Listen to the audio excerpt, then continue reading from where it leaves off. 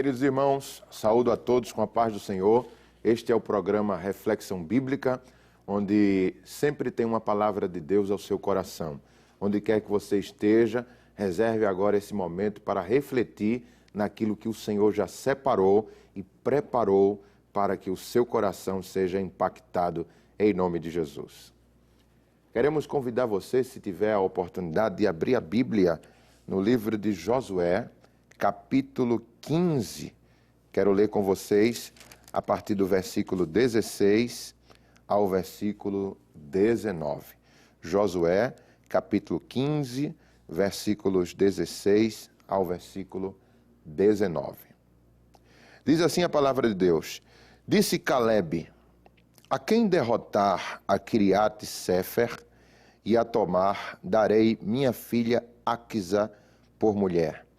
Tomou-a, pois, Otiniel, filho de Kenaz, irmão de Calebe.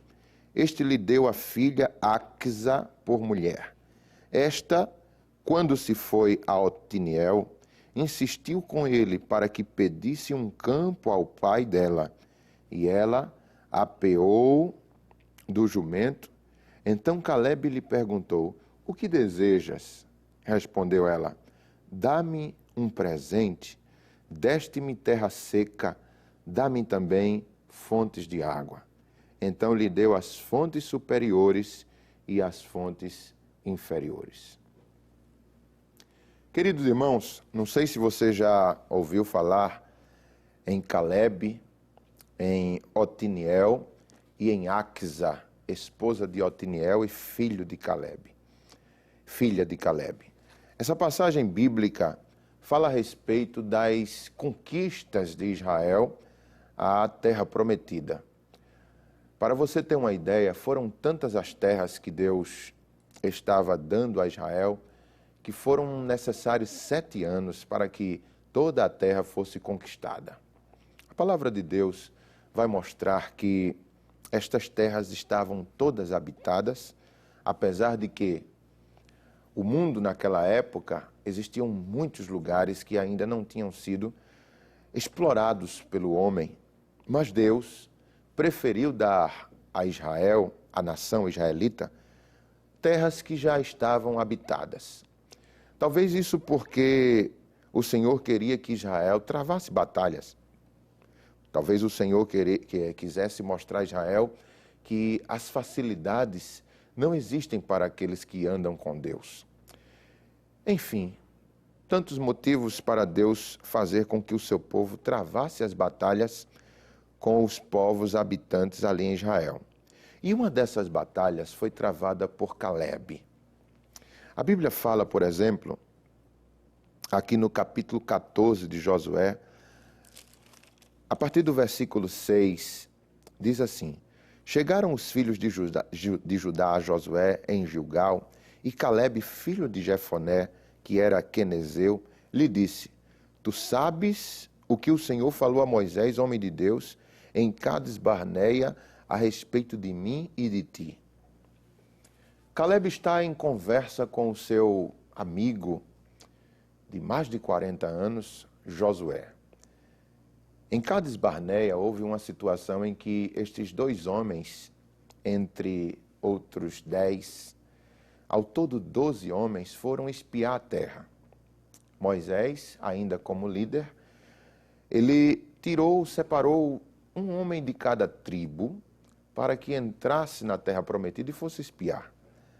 A história é bem conhecida, eles passaram lá 40 dias, espiaram a terra e voltaram com um relatório para o seu líder. E Moisés, então, ao saber do relatório, o relatório foi o seguinte: 10 destes 12 disseram que a terra realmente era boa, porém era habitada por gigantes e que, por ser habitada por gigantes, era impossível para que eles conquistassem aquela terra. A Bíblia fala que, por depor dessa forma, a nação de Israel entrou num declínio de esperança e optou em voltar para o Egito, chegando à conclusão que não mais deveriam insistir no sonho de conquistar a terra prometida. A palavra de Deus mostra que Ainda faltavam 2 dos 12 para dar o depoimento, e estes 2 foram justamente esses amigos que aqui no capítulo 14 estão conversando. Foi justamente Josué e Calebe. Eles disseram o seguinte: a terra é boa e realmente é habitada por gigantes, mas se o Senhor for conosco e se agradar de nós, certamente Ele vai nos dar a conquista da terra. Mas o povo não se interessou por esse relatório. Inclusive, quiseram apagar a voz daqueles 2 homens, tentando até apedrejá-los.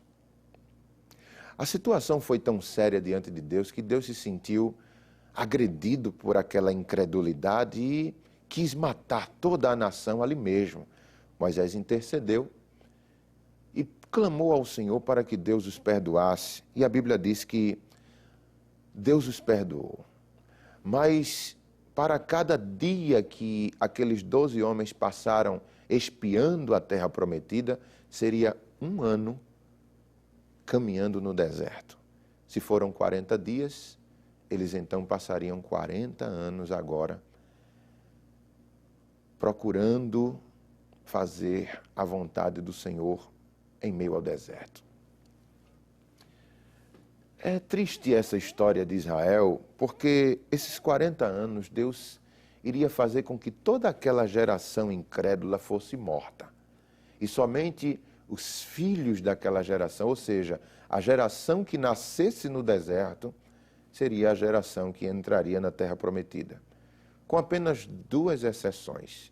Josué e Calebe seriam os únicos homens que saíram originalmente do Egito e entrariam na terra prometida em Canaã.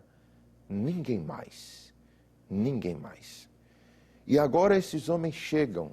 Moisés morreu, Josué assumiu a liderança e Calebe foi um auxiliar de Josué. Mas agora a Bíblia fala que depois de 5 anos que eles já estão em Canaã e que Calebe travou batalhas, ele agora chega no gabinete de Josué e diz: olha, agora é o momento de eu herdar aquilo que o meu Deus me prometeu. Já fazem 5 anos que estamos aqui na terra prometida e agora eu vim reivindicar aquilo que o Senhor me deu por promessa. Josué o recebe, claro, eles eram amigos.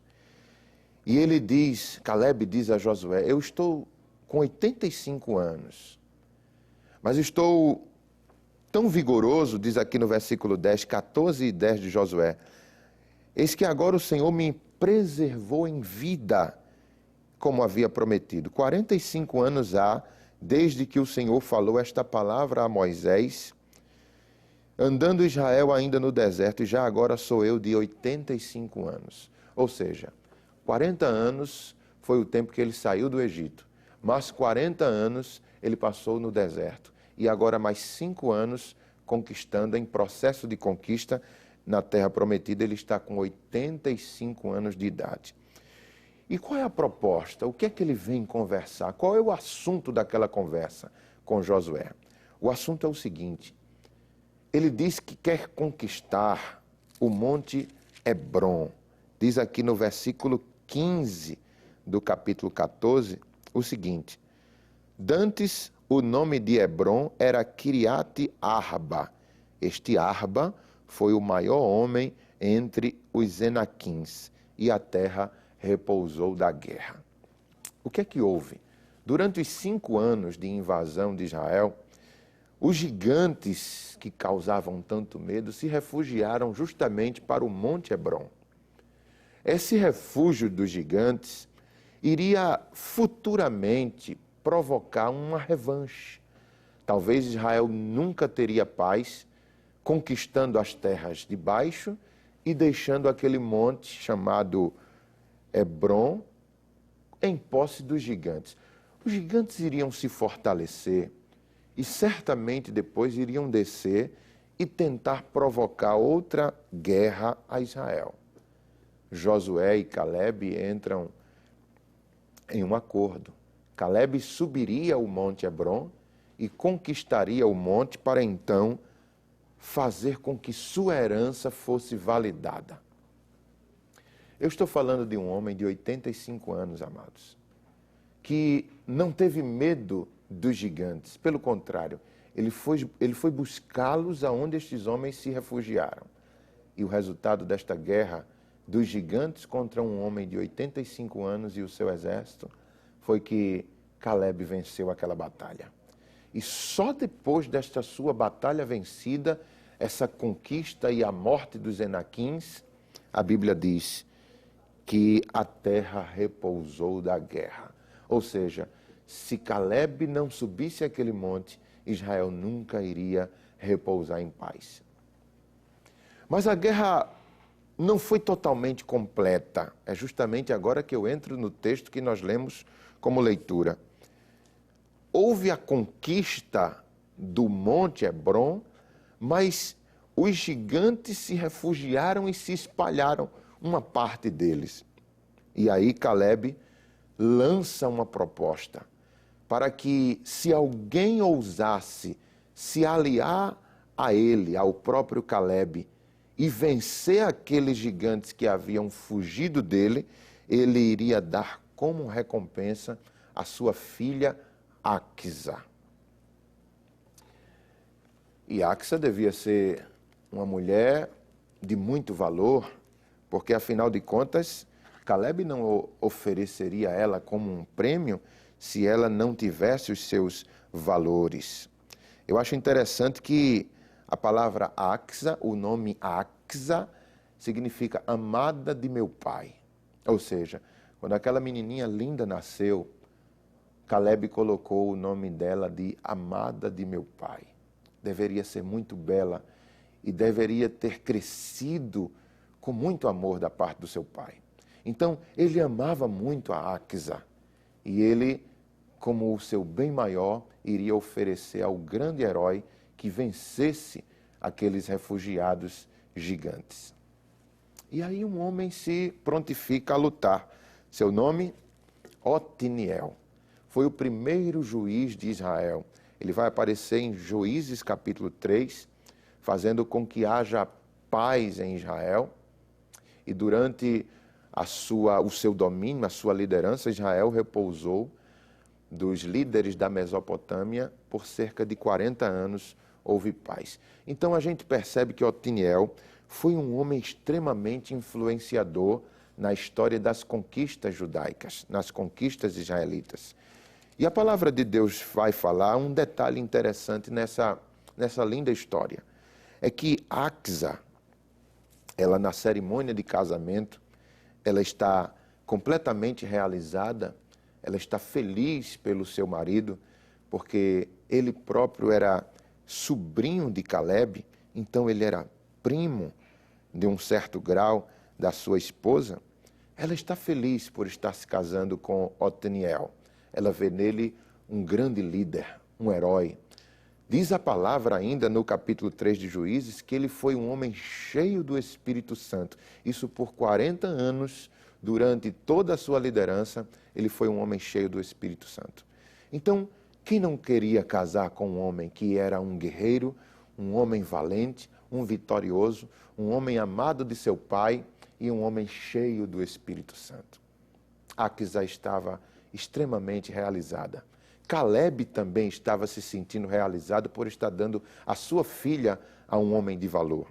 Mas aí o texto fala, amados, que quando ela sai da cerimônia, que ela vai se juntar com seu novo marido, Otiniel, ela diz assim: permita-me que eu peça a meu pai um presente.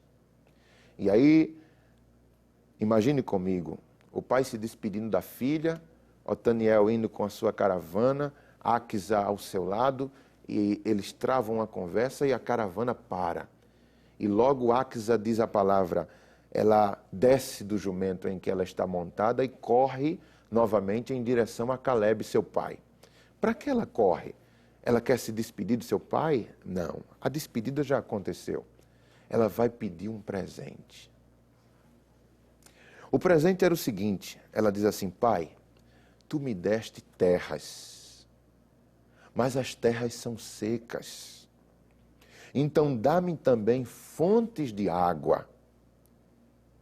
E aí o pai, o Caleb, orgulhoso como estava, ele lhe deu a ela as fontes superiores e as fontes inferiores.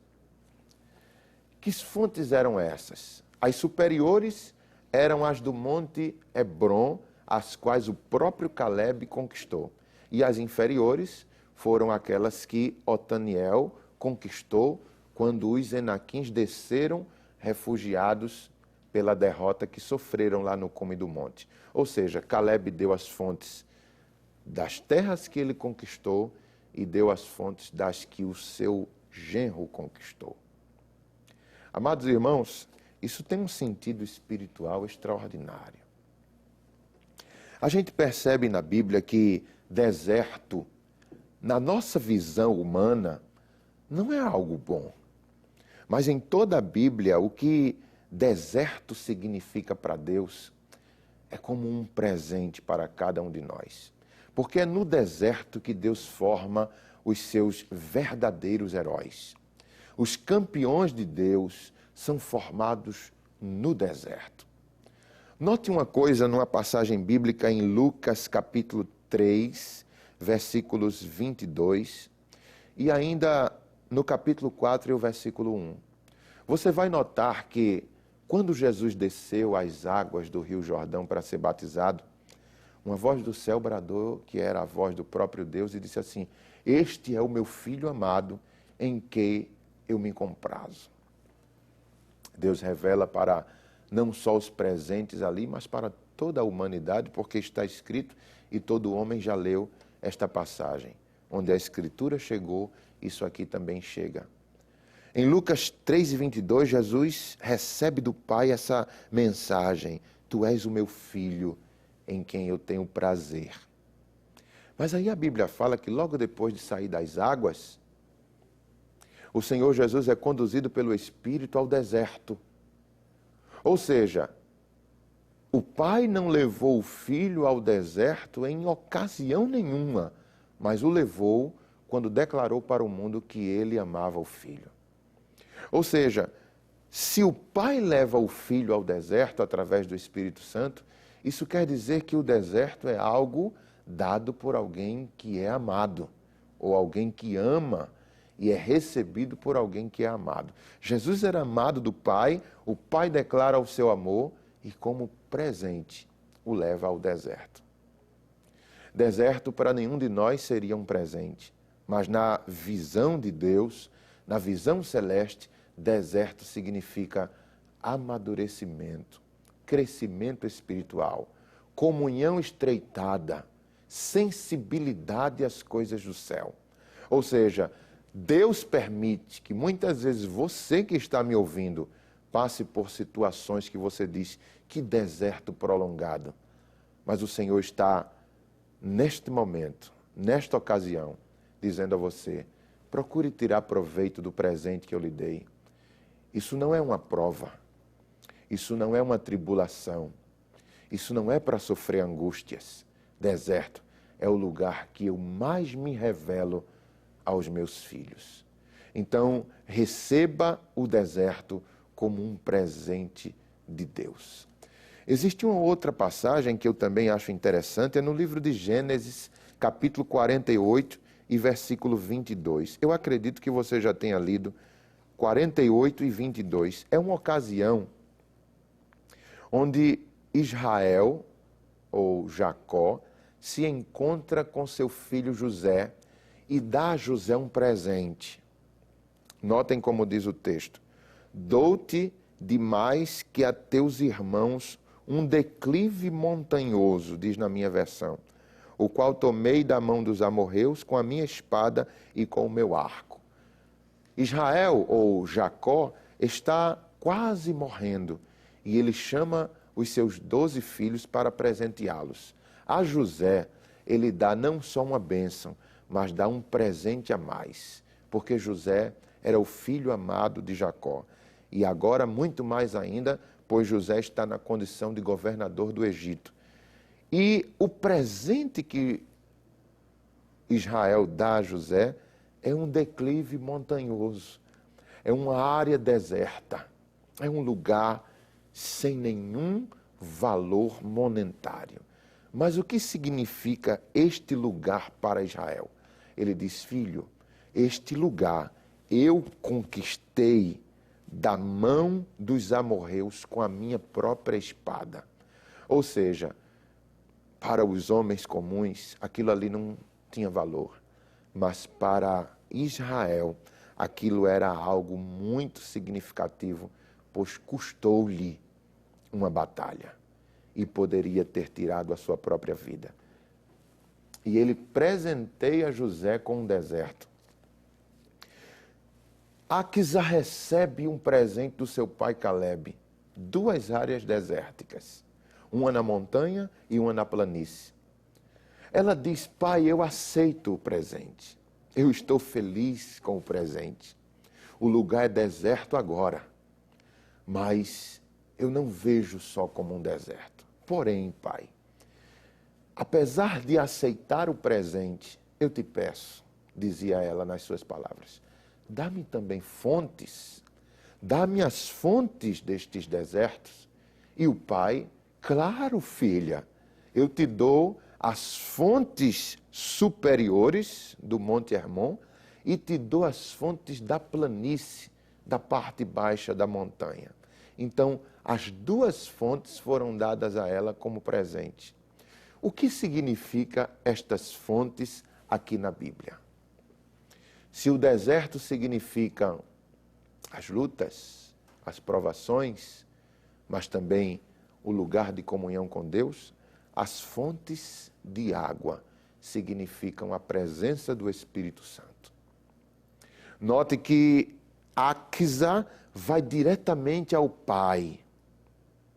O Senhor está marcando esse momento para falar com você, para te dizer: filho meu, filha minha, eu te dei desertos, eu te dei lugares áridos, eu te dei lugares que aos olhos humanos não é frutuoso, mas eu também te dou as fontes. Ou seja, nesta provação haverá a presença do Espírito Santo em abundância, tanto nas partes superiores como na parte inferior. A parte superior significa o Espírito Santo te ajudará a ter um relacionamento com o céu.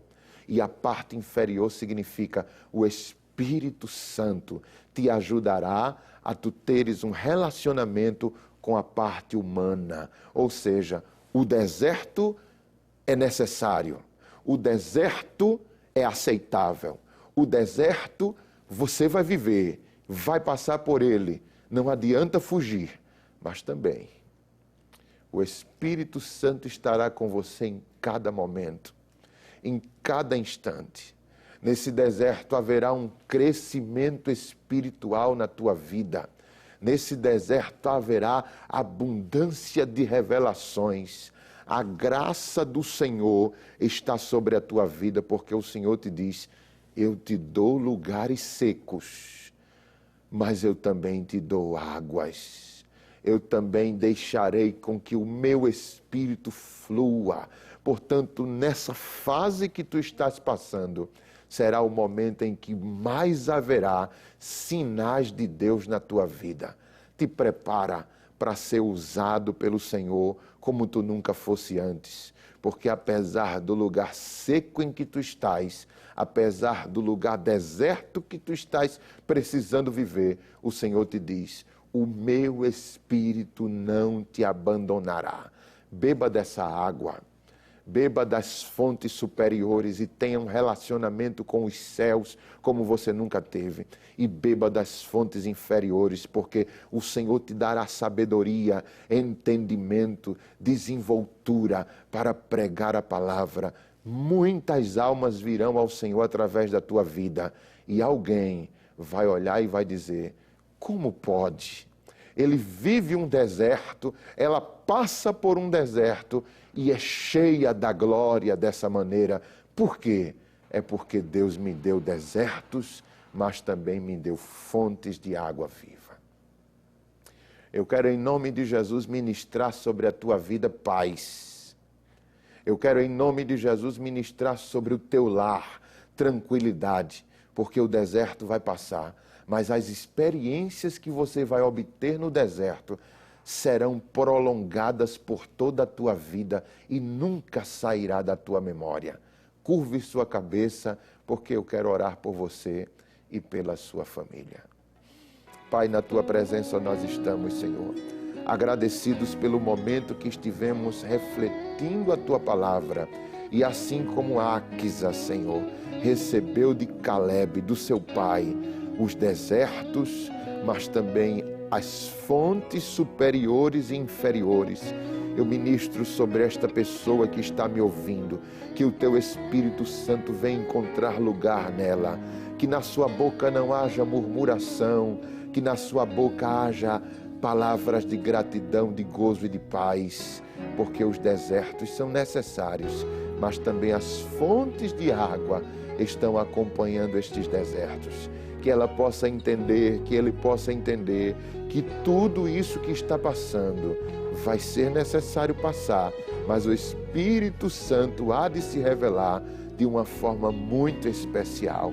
Eu ministro paz sobre a tua família, eu ministro paz sobre o teu espírito, e Satanás não vai de forma nenhuma conseguir transgredir o propósito de Deus na sua vida. Tudo que o Senhor planejou para você irá se cumprir, e o que for necessário, o Espírito Santo estará por perto para te encher e te refrigerar. A terra é seca, o momento é estreito, mas a glória do Senhor está te acompanhando por onde quer que tu vais. Em nome de Jesus, ó Pai, te agradeço por este momento. Amém. Que você possa, em nome de Jesus, procurar uma igreja evangélica, Assembleia de Deus mais próxima da sua casa, e assim o Senhor há de falar ao teu coração.